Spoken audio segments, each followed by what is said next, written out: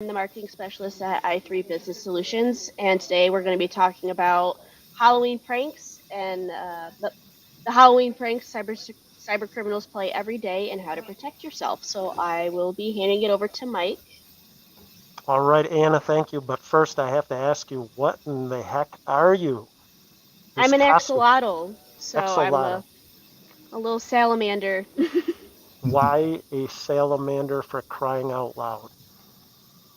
Because it's unique. I also have an axolotl as a pet, so, had to match him. Crazy, the things you learn on these shows, unbelievable. You know And then it. Scott, we're going to call Scott the Fonz, and I really don't know what I am, but this thing's in my closet, comes out every year, and let's have a little bit of fun today on Halloween and Cybersecurity Month. We are talking about Halloween pranks. We will get to specific examples and specific recommendations at the end of this program, which we're shooting for 30 to 40 minutes. And hang with us. I think it'll be worth your time. Next slide, please, Anna. And again, my name's Mike Ritsema with i3 Business Solutions. We have Scott Tabor with us. He's the System Administrator and Cybersecurity Specialist for the Michigan SBDC. We'll call him the Fonz. Let's turn the floor over to Scott and take it away, Scott. All right. Thank you, Mike. Thank you, Anna. Yeah, real quick, I would like to introduce ourselves at the Michigan SBDC and myself a little bit further. So to get started with, though, the Michigan SBDC, we are funded through a cooperative agreement through the Small Business Administration and the Michigan Economic Development Corporation. So without both of those stakeholders, we can't do what we do. And what we do, I'll be talking about in the next handful of slides here. But really important, you can see that we have 10 different regions throughout the state of Michigan. We touch every little part of Michigan. So wherever you are, we are as well. So don't feel like if you're in one of the larger cities in Grand Rapids, Lansing, Detroit, Ann Arbor, that we can't help you. Wherever you are, we are as well. So reach out, let us know, and we can definitely do what we can do. Next slide, Anna.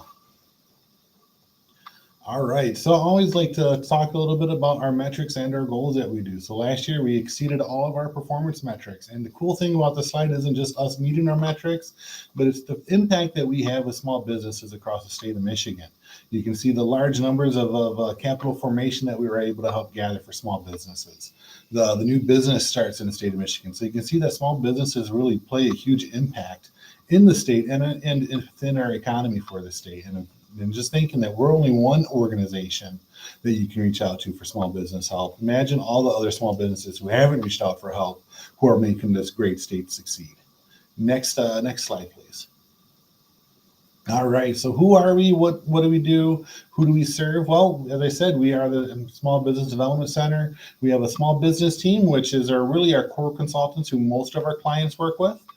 We have our business growth team, which is working with our second stage clients. So when you're looking to really become a little bit of a larger small business, more employees, more dollars for revenue coming in, and really grow that business, we have experts who can help you do that. We also have export assistance team, who, if you're looking to bring that product to, say, Canada, Mexico, to another country, we have the ability and the experts who can help you and prepare you to get that product ready to go and learn all the legal hoops and everything else you have to do, along with the technology commercialization team. And to sum that up, they really are a team that helps for those companies that are making groundbreaking technology that's going to break the market. Technology you may not even have dreamt of yet. They're thinking of it. They're helping those small companies work out the kinks and make that happen. We serve small businesses, so new businesses, existing businesses, companies looking to grow, and those tech companies. How do we do it? Well, we do it through no-cost one-on-one business consulting, through business education, through offering secondary market research, and also that tech commercialization. Yeah, and Scott, just add that we have worked with the SBDC. It's a public-private partnership located in this area, works right out of Grand Valley State University downtown campus. Excellent resources, phenomenal organization. Thank you. Next slide, Anna. All right, so some of those business ed programs real quick, we can help with starting a business plan, financial accounting, marketing, sales. If you name it, we probably have a business education program for it. Next slide. And real quick, because as I said, hey, we have 10 different regions. That means we have a large workforce, really. We have over 100 different employees here. We're probably close to 130 total. And I think it's important to show faces to the team, right? So that way you can see we're real people. And we, as I said, we touch every county in the state of Michigan. Every single one of us, we enjoy what we do, working with our small business clients. And really without you, the small business owners, the entrepreneurs, we can't do what we do best, and that's helping you all. Next slide. All right, real quick, we're going to talk about our small business big threat program here at Michigan SBDC, and that's really where I come into play as our cybersecurity specialist. And our small business big threat, you can go right to smallbusinessbigthreat.com, and that's our cybersecurity resources page, essentially, that we have available for everyone. You can test your cybersecurity knowledge, get no cost or resources. You can sign up for different cybersecurity trainings, along with signing up for a no cost business support. Next slide. All right, so let's talk about the scary, spooky stuff. It is Halloween today. So first off, happy Halloween to everyone, but let's get scared right now. Let's have a horror show. So some of the horror shows that I see right here and looking at this particular slide, and I love to kick off with a little bit of stats and scary stuff always with presentations, comes from the Verizon Data Breach Investigation Report from 2022. And this is reported data breaches for small businesses. So there's 832 incidences with 130 confirmed data breaches. Of those 130 confirmed data breaches, over 98% of those happened because of system intrusion, social engineering, or privilege misuse. And 100% of those were financially backed reasons of why they occurred. So for me, that's extremely frightening. They're going after your money. That's what they want. They want your money. They want to get rich off of you, and they don't want you to succeed because of it. Mike, do you have any comments on maybe the system intrusion or social engineering that we see with the top patterns of what these cyber attacks are happening from? We'll get into it with specific examples later, but indeed 98% from social engineering or privilege misuse, and that is login mistakes. And so if they can get the credentials, get into your system, then they're looking for higher privileges. One takeaway here is admin privileges. Almost nobody in your organization should have admin privileges. The least number possible that have admin privileges, the better, because once the bad guys, the ghouls, the ghosts gain admin privileges, they're taking over. Absolutely. So next slide, Anna. All right. With this slide, I like to talk a little bit about the different attack types that we're seeing from these incidents over the last few years. And we really see denial of service attack as being really the biggest one that's happening. And that's really the cyber criminals going after your networks, going after your websites, making it so you can't access them. Whether that's going after your cloud providers so you can't get to your cloud services that you access for business purposes, whether it's taking down your website so your customers can't get to your website, or whether it's, just taking down your business network in general so you can't do the work that you can at the office. One new one in here that's really on the rise over the last handful of years, as you can see, it's that yellow line called basic web application attacks. And that's typically going after your websites as well. It's going after your plugins. It's going after any of the cool feature that you may have on your website that makes it a little bit easier for your customer to either purchase something, to log into the website, to search for something on your website. So it's those plugins that you put onto your websites that are now becoming the attack vector for cyber criminals. Is there any reason why that might be happening, Mike? Any thoughts to what's going on with that? Why they might be picking on those?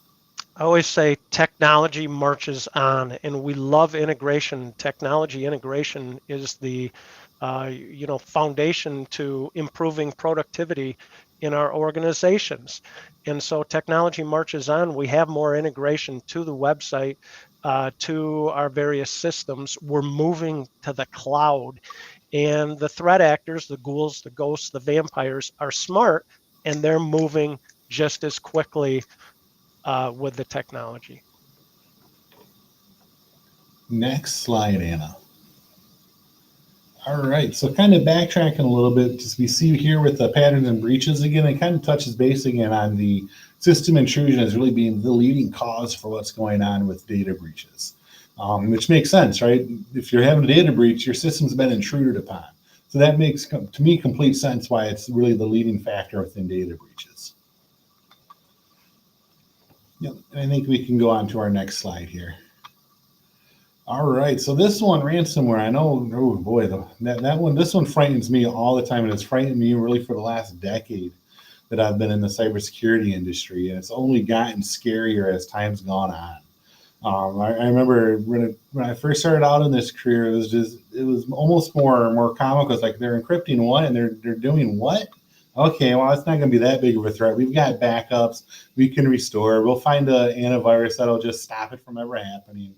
And to backtrack with those comments a little bit. So the history of it is, they'd encrypt your data essentially. They'd infect either your computer or your server that you'd have on the network, and they'd start encrypting your data. They'd hold it for ransom, and you'd have to pay some cryptocurrency. For small businesses and whether it's personal, they charge you maybe $500, $1,000 to start off with. Then they noticed people started to actually pay it.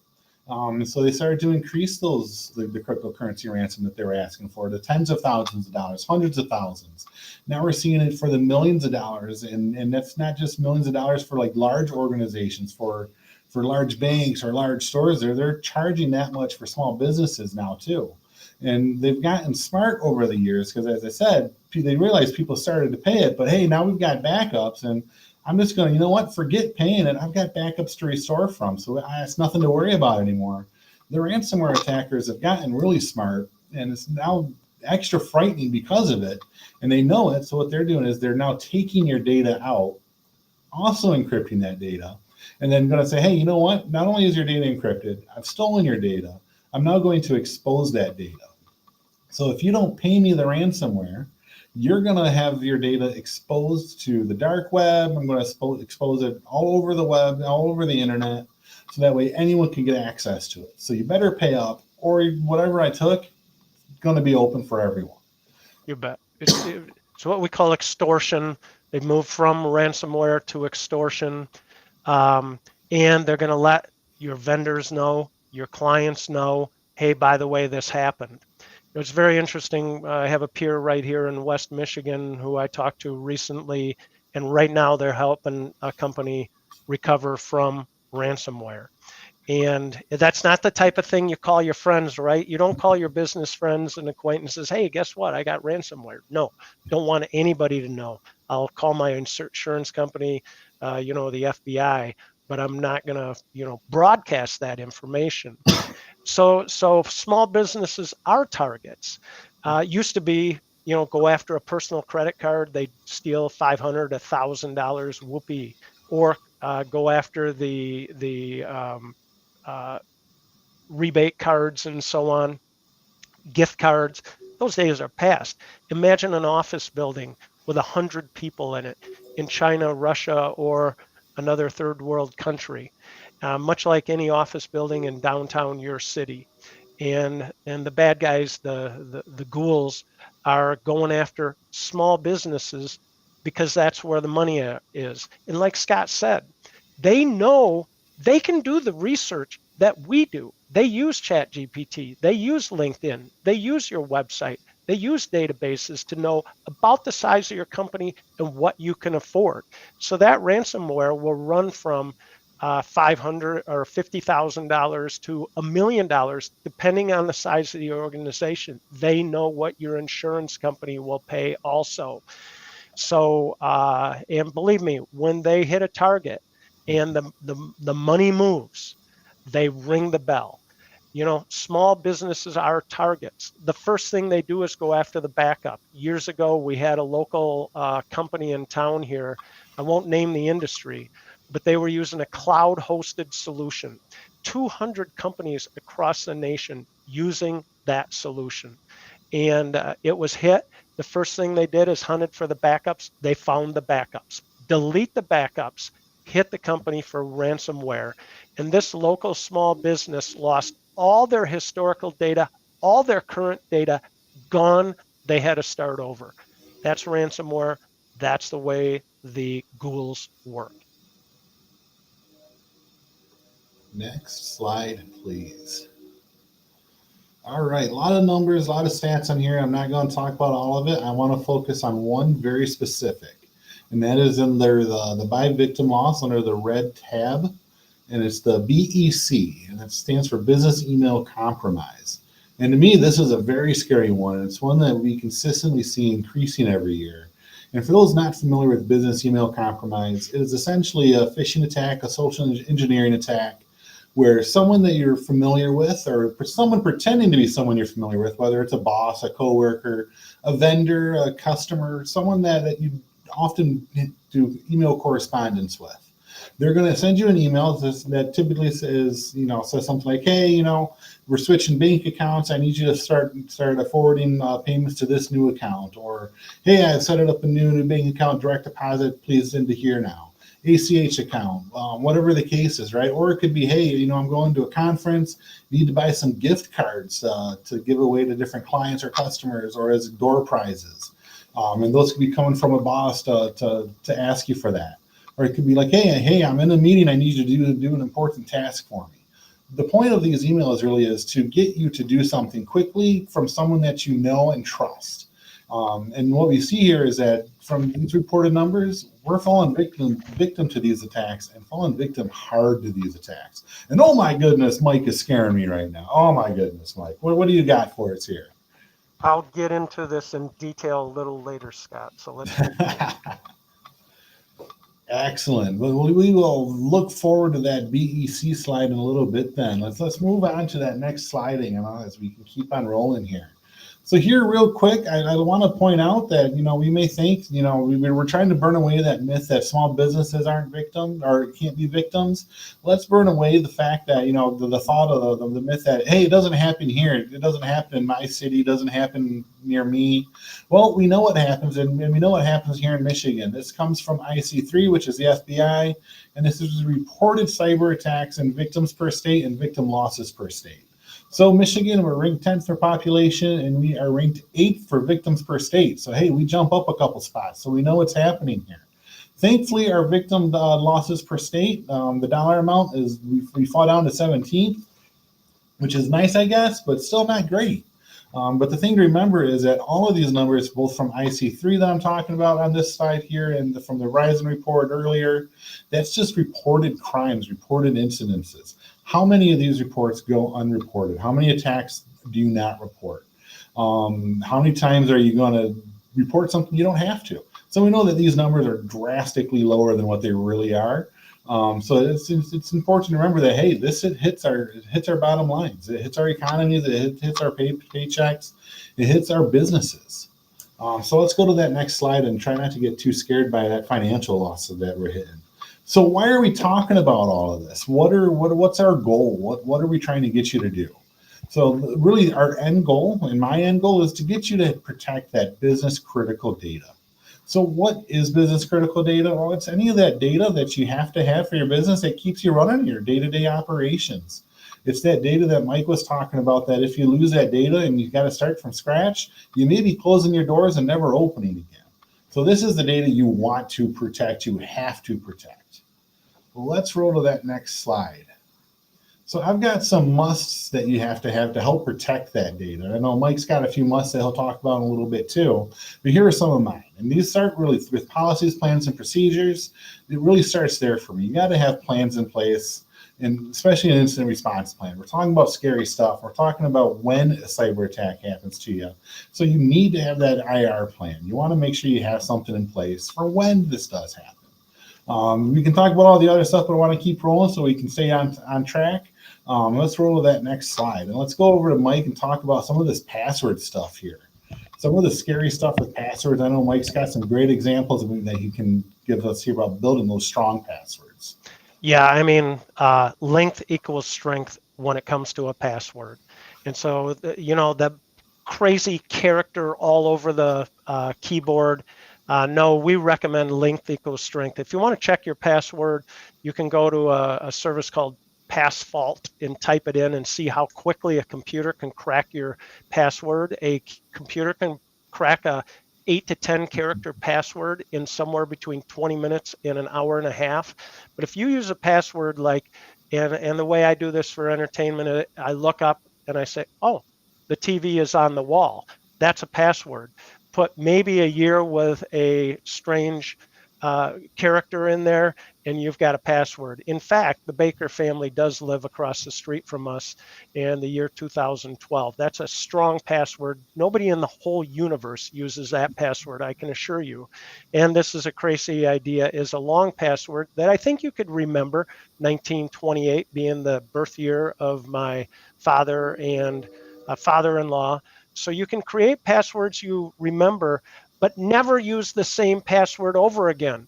We had a client in here and we use dark web monitoring to search for passwords of our clients. And sure enough, we found a password on the web. We're sitting down with them in the conference room and we said, well, we found this password. They looked at us with blank stares and said, that is the password that the owner requires everybody in the company use for every single system. And we said, change that password tomorrow. I mean, that is the first taboo of passwords. We're not using the same password for Facebook, LinkedIn, and our business email. Please, no. Use a long password and something that you can type in somewhat logically. Next slide, please, Anna. All right, some more musts that we want to talk about for cybersecurity. And let's go to technology. So we want to talk multi-factor authentication, and that really complements passwords. And for me, this is probably the top thing that we can do to protect those accounts. So Mike talked about LinkedIn, Facebook, your email, or maybe our financial accounts. We want different passwords for all of those, but we also want to have that extra layer of protection. That's what multi-factor authentication does. It makes you have to have a, whether it's a smartphone, whether it's a USB plug-in that you plug into your computer. It's a different type of authentication that adds an additional layer. And really, for me, I want to have it on any account that I can put that on. Whether it's, any account that it's, especially any account that I can freely put it on. And most of your social media accounts, most of your financial accounts, and most of your email accounts, it all comes out of the box with that as an option to engage it and turn it on, which is great and fantastic. And on those that, that may not have it out of the box, there are third-party solutions out there where you can purchase and then manage multi-factor authentication to make that a thing. It's one of the best ways to stop someone from getting access, and having that system intrusion as well that we found is the leading cause for data breaches. Any other comments you want to talk about on this page, or go on to the next slide, Mike? Next slide, I believe. Perfect. Oh, yeah. Look at that. Oh, some scary stuff with AI. So, we know that the ghouls, the bad guys, the vampires, are using ChatGPT because we see these emails getting better and better and better. I mean, grammatically, everything is improving. So it's tough to spot the emails. Next slide, please, Anna. Yep. And then lastly, for me, some cybersecurity musts, it's the people. So we talk policies and, processes, we talk technology, and now we want to talk about the musts for people. And what you're doing right now, the awareness and education, the training, that's all the musts, right? But some other musts real quick. If you see something suspicious, like we were just talking some phishing emails with the ChatGPT and how sophisticated it's getting, but if you see something fishy, say something to your coworkers, say something to your bosses. Let them know. Spread that info around the office quickly so that way no one else clicks on it. So that way, hey, it's, as it says here, it's a shared responsibility. You see something, say it. But also for me, it starts with leadership. And that means that it starts really with the bosses top down. If they want that business, that small business, to have cybersecurity as part of the culture, it starts with them. They got to be able to make it happen, right? So let's make it happen at the leadership and make cybersecurity important. Let's roll to that next slide. Yeah, people, good point, Scott. People, process, and technology. And I think a lot of us think that, we've got a firewall, we've got an antivirus, we've got patching, surely I'm safe. And oh boy, I've got multi-factor, surely I'm safe. And the answer is technology is not the only answer. 2/3 of this comes from people and policy and process. So here's another example of spear phishing that actually came to me and looks pretty real. I mean, I've got a document to open and click on this link to get the document. Next slide, Anna. And this is an example. I'll tell you, I mentioned earlier, we had 5 examples in the last 10 days where we're finding compromise. And this is where people make errors. And I implore you, do not click on these links. What's happening is you get a DocuSign. It looks like it came from DocuSign. And open here, click here to open your document. And you need to authenticate to Microsoft 365. So you put in your email address, you put in your password, and then it asks for your 6-digit multi-factor authentication, and you put that in. You just handed it to the threat actors. Over the weekend, we helped one client with 3 of these. These are users making mistakes, clicking on what they think is a real link to either a high severity alert has been triggered, view the alert details, click, put in my email address, my password, and my 6-digit code. I just handed over my whole account to the vampires, to the ghouls. Please, I implore you, don't click on those links. Next slide. And we're getting them via text too, right? It is social engineering, like Scott said. It is spear phishing. They know they're going to go for the financial, the executives, the owners, the president, the CEO. They're finding these people on LinkedIn, on the website, and so they can go directly for them. So actually, one of our team members received this text from me. Can you imagine that? And I actually looked at my phone and then I realized that's not my number. What are you, crazy here? But we're getting it from the Postal Service, from UPS, etc. Never, never, ever click on those links. Next slide, Anna. So this is another one we've seen in the last 10 days. Got an email from a client, and where basically your email may be compromised. This is a man in the middle or domain impersonation. The bad guys buy your impersonated domain. So www.i3bus.com, they buy and register l3bus.com. Or in the case of Amway, they might register the inversion of that. So, and if you're moving fast, you look at that email, hey, that came from Amway. Wrong, it didn't. Or you look at that email, that came from I3, that came from Mike. It says it's from Mike. No, that's an L, not an I. And so that is why we've registered l3bus.com at I3 and recommend you do the same for your website. You might spend an extra $10 a year and say, I'm going to register some of these bad emails, bad websites. So then what the threat actors do is they spoof your email with a direct email request to send money elsewhere. We know this. This is how ACH dollars move. And the client, the customer, thinks it came from you. It came from a fake website, and you're in jail. Worse yet, your client or vendor is compromised in their email, and they actually do send you an email saying make a change because they've been compromised.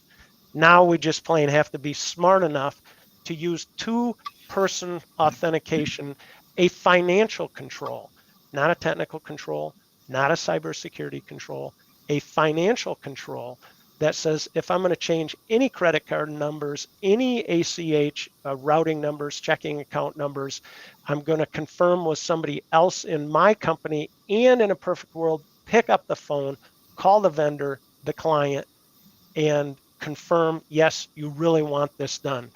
We know of a company in town here that has that policy in place. They were moving fast and shouted over the wall, hey, I'm going to change accounts over here. Yeah, go ahead. Just the accounting team moving along. Oops, they sent $80,000 to the wrong account. I know of another account that called us in. Another company in town called us in and said, my goodness, we almost sent $50,000, but when we did the internal check, we realized we made a mistake. How do we stop this? I said, I think it's perfect. You have 2-person authentication in to confirm this, and you caught it with your financial controls. So two-factor authentication for technology, two-factor authentication to personal authentication for financial controls. Next slide, Anna. So when we talk about cybersecurity, we talk about frameworks. And in the technology industry, the federal government has NIST, the National Institute of Standard and Technology. And it goes to, and at I3, we implement this through the Center for Internet Security version 8, CIS controls version 8. It gets kind of complicated. Next slide, Anna, because there are 5 functions. We want to identify the technology, protect the technology with firewalls, antivirus, etc. Detect when there's a problem. We call that endpoint detection and response. We're past antivirus. We're into detection. And then 4th, respond. And then the ability to recover is going to be your backups and so on. Gapped, offsite, separate login, backups. Next slide. But this gets complicated because you take those 5 against devices, applications, networks, data, and users. It's like, oh my gosh, where do I start? And it gets more complicated yet, Anna, with the next slide where we get into 18 controls, 18 controls, including security awareness skills training, identifying inventory of assets, hardware, etc. Oh my gosh, and 153 different safeguards. So we're going to give you some specific recommendations here that you can take away as a checklist. And you can talk to your IT manager or you can talk to your IT provider and say, how are we doing here? Next slide, Anna. And I'll turn it back to Scott for his mandates, his action items. Right. So not only is cybersecurity scary because cyber criminals are coming at you, but it's scary because there's a lot of rules and a lot of techniques and tools and solutions in place and all that stuff. Like 18 controls with 153 different safeguards that you can put in place. That's scary right there. Like that's overwhelming. Yeah. So how does one do it, right? So I mean that's just frightening to think about. So some ways that you can help do it and some action items that I want everyone to take away with today that I have. And mine start with identifying, and those are really identifying your goals, and that's identifying your cybersecurity goals. What do you want to accomplish with cybersecurity? And I say start small because really you can't do everything at once. As we just saw there, it's a big thing to tackle. So start and pick an area and then work your way there. And then eventually, you know what, you're going to find out, hey, we're really secure. We did quite a bit. We've got all 18 controls in place. We got all 153 of those in place as well. We're now rocking and rolling. But that's because you picked a goal and you started someplace small. But also I want you to look at your business critical data and your business critical accounts. So we talked about the data, but now your accounts, for me, that's really your email account. And that's because all your other accounts, whether it's financial, whether it's your CRM, whether it's your Facebooks, your LinkedIn's, any accounts that you have that you use, typically link back to that email account. You forget your password, goes to your email. You get a new account set up, goes to your email account. So that's the one I want you to protect the most, and that's the one you want to put multi-factor authentication really on. All the other ones I want you to have it on too, but if you only can put it on one, put it on your email. Look at the hardware and software that you have. What do you use? Inventory it. And then I also want you to identify the risks that you have and the risk tolerance that you have. What are you willing to accept? What are you not willing to accept when it comes to risk? And then also, do you have that plan in place? So do this, and these are the things that I want you to take with you is make that action plan. So once you have your goals, make that action plan of what that first step is going to be. And, maybe that first step is going to be protect and back up that critical data, right? You're going to back up that critical data. You're going to get that stored somewhere and saved. Or maybe you're going to get MFA on that critical account we just talked about. You're on your email account or your other accounts. Maybe you're going to start updating your hardware or software regularly. Maybe that's what you need to do because you already have MFA and you're already backing up. But you said, you know what, Mike, hey, I got a presentation. I don't need to update my computers anymore. We're good. It's just a hassle. But no, update that stuff. Or maybe you're like, hey, I do all of that. But the thing I'm lacking is I don't have that incident response plan for when the scary stuff does happen. Well, you know what? Let's start working on that. You don't have to be an expert in it. You don't have to be the technical expert of how to do the forensics, how to do the investigation to start writing a response plan. So if you need help with that, that's what we're here for. That's what Mike is here for. Either of us, we can, we have the teams, we have the tools and the skills to help make those happen for you. Go ahead and Anna, move to the next slide for Mike's. So that's, let's take that a layer deeper into some specific items to ask your tech manager or your tech provider, essentially do this. And first, if you're a business owner or executive, know your risk. It's your responsibility. I maintain managing business risk, technological, financial, physical, is the number one priority for owners, executives, CEOs and presidents. So, from a role standpoint, sometimes we think my tech guy has it, right? No, the executive team owns the risk. The tech guy person is the steward of the risk. And it is their responsibility to say, here's what we're concerned about. And that's what we're trying to do today. Secondly, like Scott said, multi-factor authentication for email and cloud logins. Anywhere, starting with email, absolutely. But any cloud login that I can have multi-factor authentication, please. Now, I say 2FA, two-person financial confirmation, I talked about it earlier, goes to financial controls. These are not technology or cybersecurity controls. These are financial controls to make sure you don't, move $80,000 or $250,000 to the wrong account. Business email compromise. EDR, endpoint detection and response, is beyond antivirus. If you're running antivirus today and you don't have using artificial intelligence to protect your endpoints, that actually detects when there's a problem, a change, a compromise, and then responds by carving that PC or server right off the network, says, whoa, there's something changed here. We're going to respond and take it right offline. That's the next generation of antivirus. Credential and password management, different password for every site, and then admin logins. We've spent the last number of years taking them away from business owners, CEOs, presidents. Why? Because they're high value targets. And if they can get in there and have admin rights, they're moving around. So we're going to minimize the number of people that have admin rights. And then certainly fish testing and educating your team.